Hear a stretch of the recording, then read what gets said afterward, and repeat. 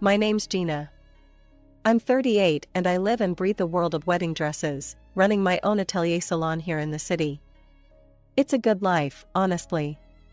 My husband, Alex, works as an architect, and we've got 2 kids, Sam and Olivia, both in grade school. They're a handful, but in the best way possible. But family? Now that's where it gets messy. You see, my in-laws are a mixed bag. I get along great with Alex's parents and his younger brother, Mike.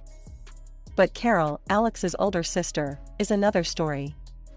She's 42, been married 3 times, and she is in constant search of a 4th victim. If there were a way to handle her that didn't involve weekly headaches, I'd have found it by now. Let me paint you a picture of a typical family dinner, which will give you a taste of what I deal with. At my in-laws' house, a cozy, well-lit dining room buzzing with chatter. Alex's mom, sweet as ever, is bustling around, setting dishes on the table. Mike and his wife, Jane, are helping with the kids, keeping them entertained. Then there's Carol, draped dramatically on a chair, red wine in hand, voice loud enough to drown out the rest. Carol, waving her glass, says, "So, Gina, still playing dress up with those brides? When are you going to design something real, like haute couture or something?" I bite my tongue, focusing on dishing out some mashed potatoes. I've learned that engaging with Carol only fuels her fire. Mike chimes in, trying to change the subject. "Hey, Carol, heard you're planning another wedding. What's the lucky guy like?" Carol smirks. "Oh, you know, successful, rich, what you'd expect." "Not that you'd understand, little brother." Jane shoots me a sympathetic look. She's been in the trenches with me when it comes to handling Carol. We share an eye roll.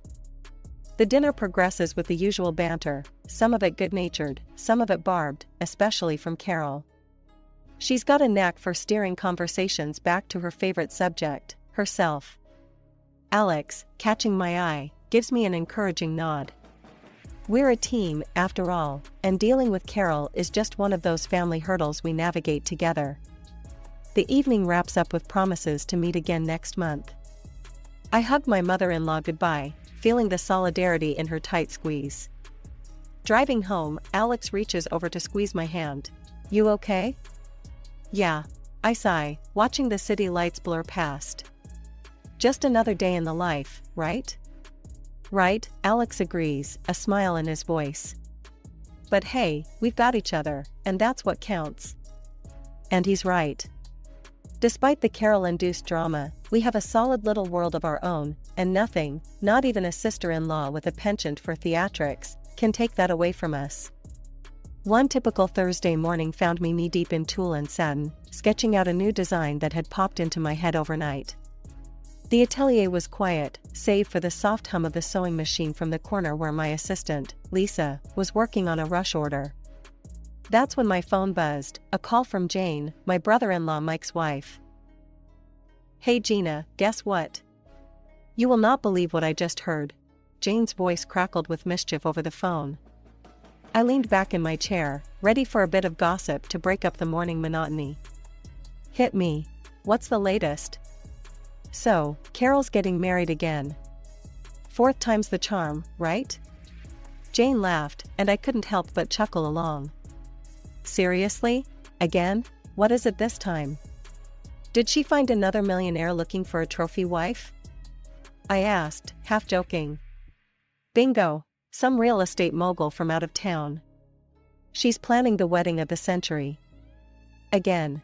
You're probably going to get the SOS for a dress soon, so brace yourself," Jane warned. I sighed, picturing the impending headache. "Well, thanks for the heads up. I guess I should start stocking up on aspirin and patience." Just then, Lisa piped up from her sewing station, having overheard parts of the conversation. Not Carol again. Her last dress was a nightmare to adjust. "Remember how she kept changing her mind about the lace?" "Yeah, I remember," I replied, rubbing my temples just thinking about it. "Well, let's just hope she finds another designer this time around." But fate, and Carol, had other plans.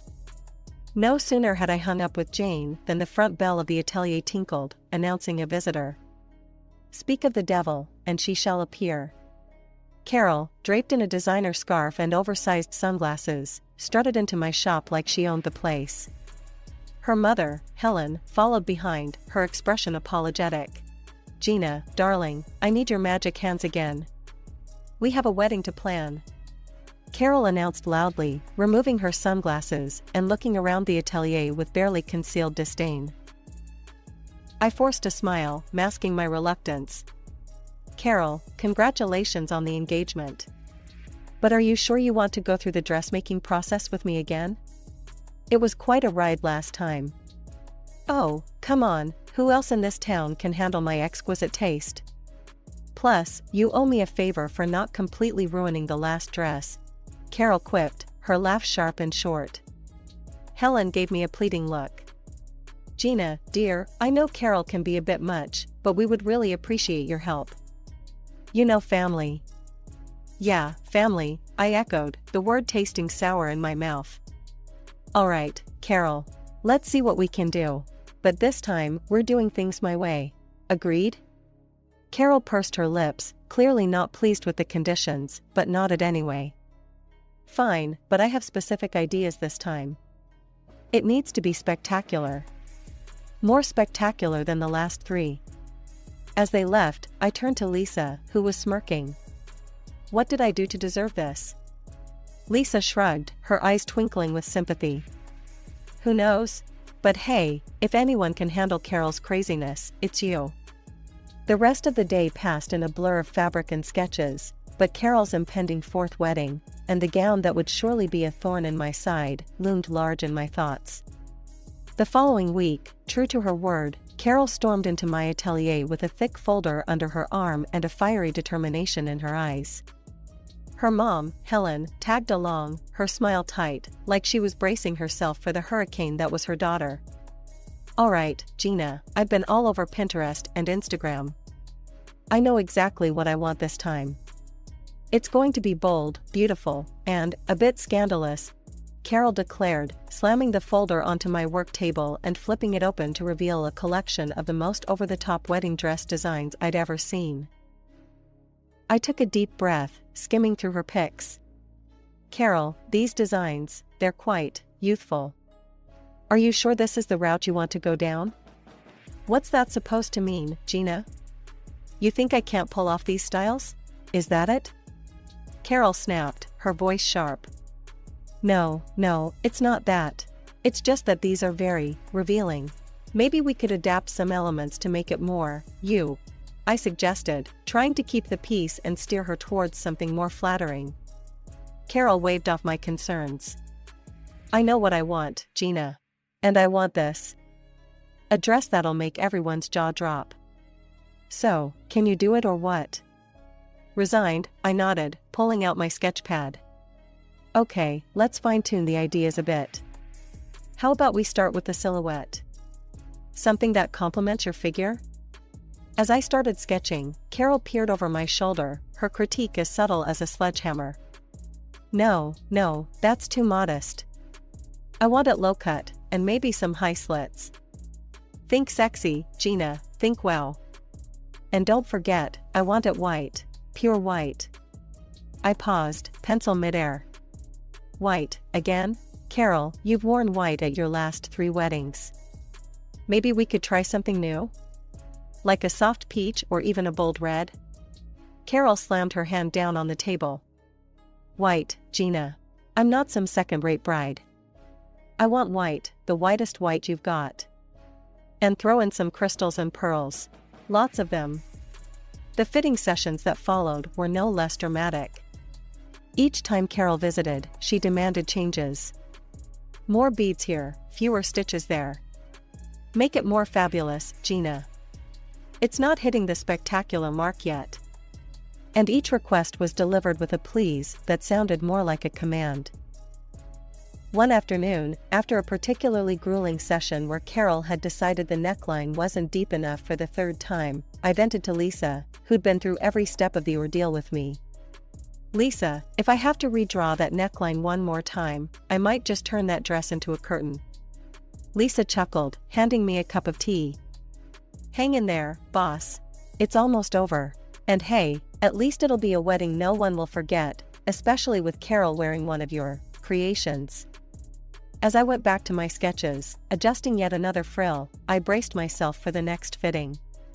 Carol's wedding was fast approaching, and I had a feeling the real drama was yet to unfold.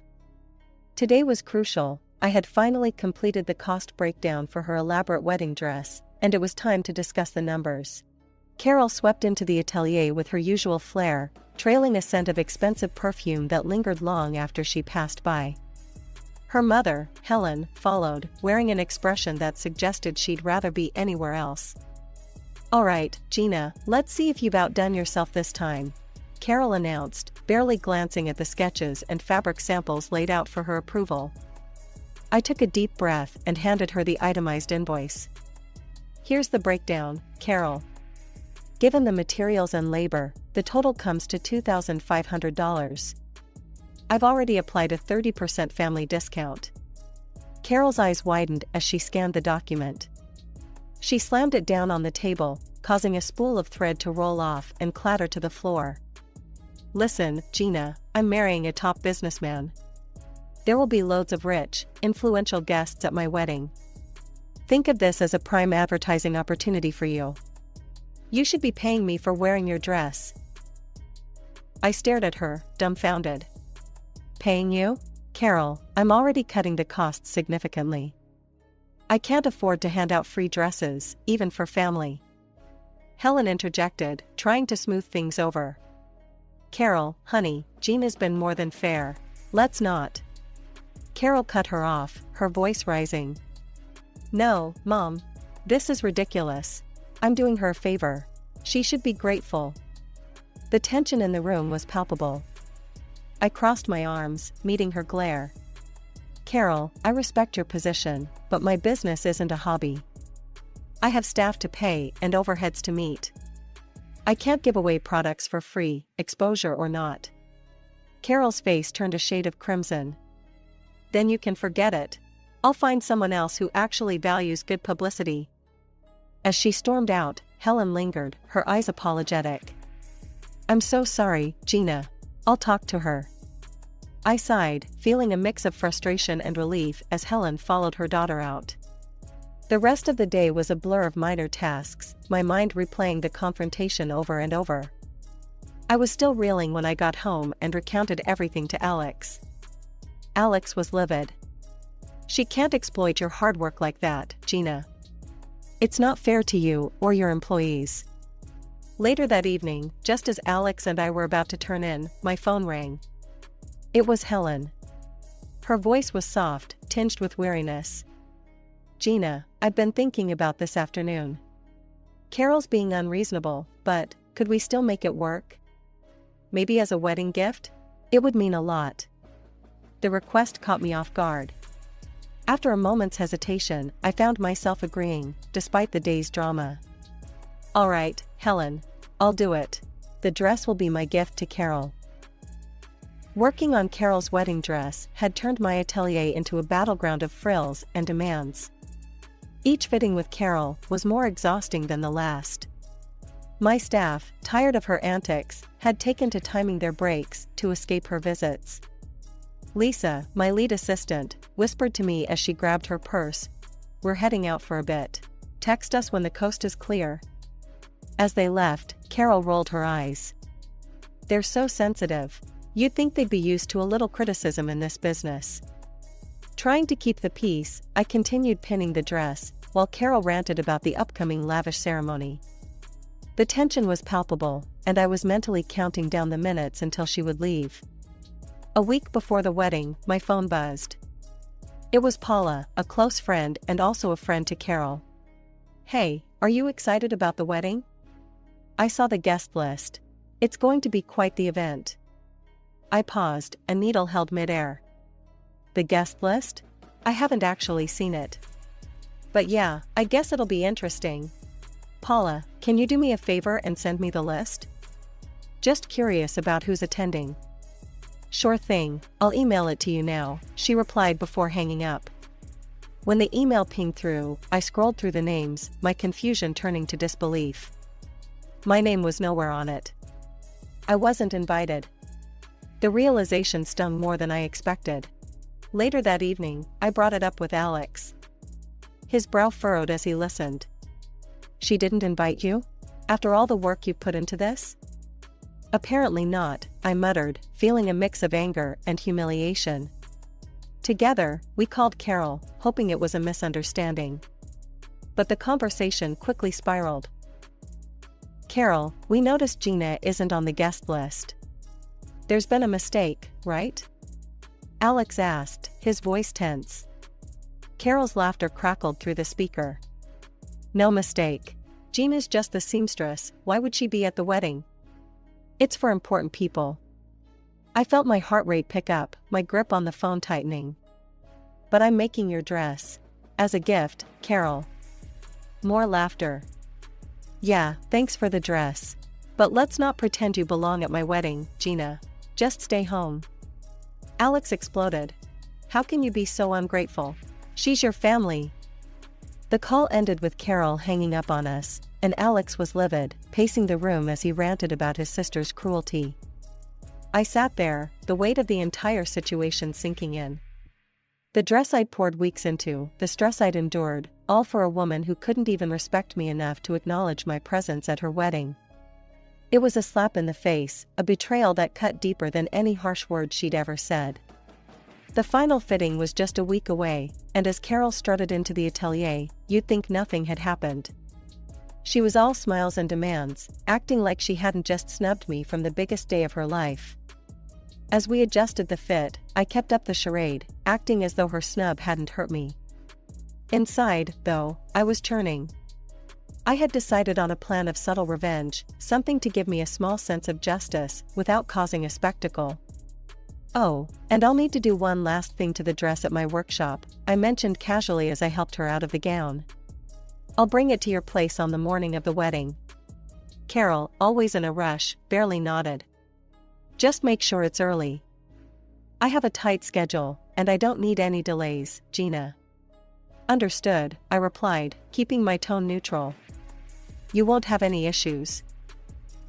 The morning of the wedding arrived, and with the beautifully packaged dress in hand, Alex and I drove to Carol's house. My heart was pounding, not from nervousness about the wedding but from anticipation of her discovering my little surprise. We were greeted coldly by Carol at the door. She snatched the dress box from my hands without so much as a thank you. Alex, you can stay. Gina, you should leave now. We wouldn't want to upset the important guests, she said, her voice dripping with disdain. I kept my smile, not letting her see how deep her words cut. Of course, Carol. Have a wonderful day. Alex looked at her, anger flaring in his eyes, but he squeezed my hand and chose to leave with me. As we walked back to the car, I felt his support bolstering me. Meanwhile, Mike and his wife Jane, who were supposed to attend the wedding, had been standing nearby and overheard how Carol treated us.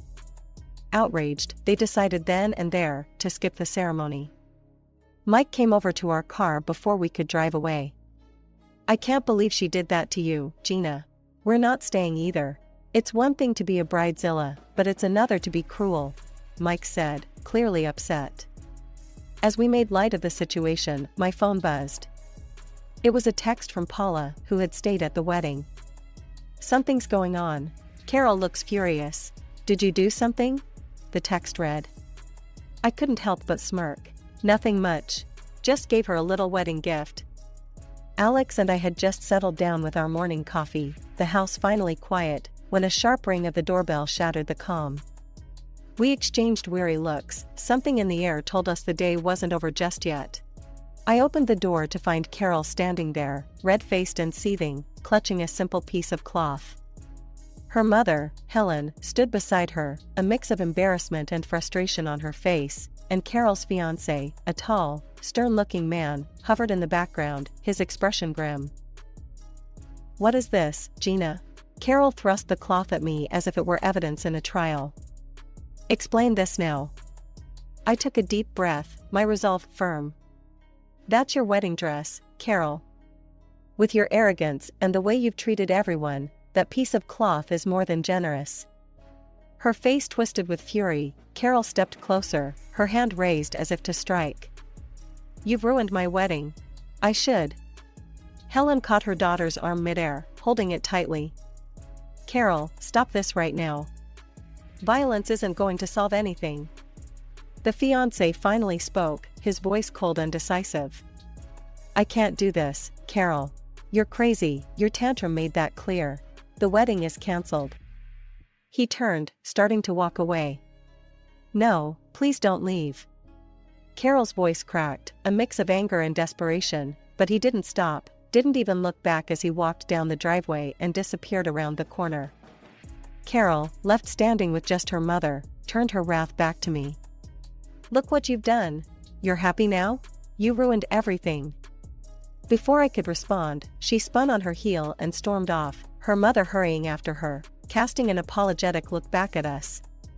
Closing the door, I leaned against it, feeling Alex's hand on my shoulder. "Are you okay?" he asked. "Yeah, just shaken," I admitted, and we moved back to the living room, trying to process the rapid unraveling of the evening. It wasn't long before my phone rang. I answered to hear Jane on the other end, her voice urgent. "Gina, you won't believe it. Carol's refusing to pay the wedding organizers now, and it's turned into a huge mess. They've called the police." My heart sank. Oh no, that sounds awful. Did they really have to call the police? Yes, she was causing a scene, screaming at them, demanding her money back since the wedding didn't go through. "It escalated quickly," Jane explained. As I hung up, I sat down heavily, the guilt gnawing at me. "Maybe I went too far, Alex. This all feels like it's spiraling out of control." Alex sat beside me, taking my hand. "You stood up for yourself, Gina. Carol's behavior has been out of line from the start. This is on her, not you." Despite his words, I couldn't help but feel a pang of sympathy for Carol. She was family, after all, difficult as she was. After the tumult of Carol's would-be wedding day, life slowly returned to a semblance of normalcy, but the dynamics within our family had undeniably shifted. Alex and I had stopped all communication with Carol. The fallout was more than just a cancelled wedding, it had opened our eyes to deeper, more systemic issues within our family that had been ignored for too long. One quiet Sunday morning, Helen came over for coffee. The atmosphere was tense as she walked in, but her first words broke the ice. "I wanted to say, I'm not upset with you, Gina. If anything, I'm to blame for how Carol turned out. I've always given in to her, ever since she was little. It's hard to admit, but I've spoiled her." I poured her a cup of coffee, and we sat at the kitchen table, a light breeze fluttering the curtains. "Helen, you can't blame yourself for Carol's choices. She's an adult, and at some point, she has to take responsibility for her actions." Helen sipped her coffee, her eyes sad. "You're right, Gina. It's just hard, you know? She's my daughter, and I hate seeing her make these mistakes." I reached over and squeezed her hand. "I know, and it's clear how much you love her. But enabling her hasn't helped. Maybe now she'll realize she needs to change." The conversation shifted as Helen updated us on the latest rumors swirling around Carol. Apparently, she had racked up considerable debts, banking on a lavish wedding to a wealthy groom to solidify her financial and social standing. Now, with the groom out of the picture and the wedding cancelled, she was reportedly hiding from creditors. "It's a mess," Helen confessed, shaking her head. "She's staying low, trying to figure things out. I just don't know what she's planning to do about all the money she owes." Alex, who had been listening quietly, finally spoke up. "Mom, it's a tough situation, but maybe facing these consequences will be good for her in the long run. She might learn to stand on her own, stop relying on others to bail her out." Our discussion was deep, filled with a mix of regret and hope. It was clear Helen felt torn between her love for her daughter and her frustration at Carol's actions. Before Helen left, she hugged me tightly. "Thank you, Gina, for being honest and for handling everything with so much grace. I'm sorry it came to this." I hugged her back, reassuring her. It's okay, Helen. We're family, and we'll get through this. Maybe not today or tomorrow, but we'll find a way to mend things. After Helen left, Alex and I spent the rest of the day in a reflective silence. The events with Carol had left a mark, reminding us of the complexities of family relationships and the sometimes painful growth that comes from facing hard truths.